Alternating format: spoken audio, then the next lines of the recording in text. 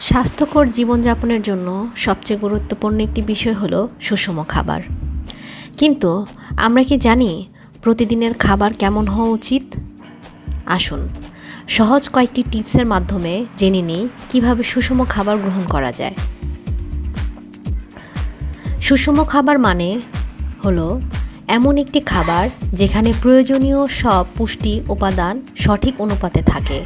এর মধ্যে শর্করা, প্রোটিন, চর্বি, ভিটামিন এবং খনিজ উপাদান অন্তর্ভুক্ত। যেমন শর্করা আমাদের শক্তি দেয়, প্রোটিন মাংসপেশির গঠনে সাহায্য করে, আর ভিটামিন শরীরের রোগ প্রতিরোধ ক্ষমতা বাড়ায়। ফল ও সবজি প্রতিদিন যোগ করুন। আপনার প্লেটে রঙিন সবজি এবং মৌসুমি ফল রাখুন। এগুলো থেকে ভিটামিন ও অ্যান্টিঅক্সিডেন্ট পাবেন।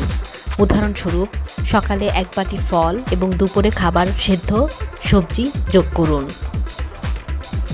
প্রোটিনের সঠিক উৎস বেছে নিন। ডাল, বাদাম, ডিম এবং মাছ হলো প্রোটিনের ভালো উৎস। প্রতিদিনের খাবারে এদের অন্তর্ভুক্ত করুন।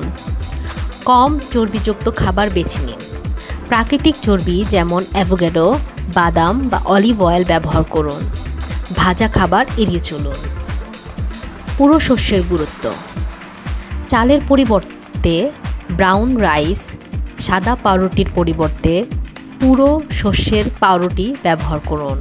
এগুলো শরীরকে দীর্ঘ সময় শক্তি সরবরাহ করে।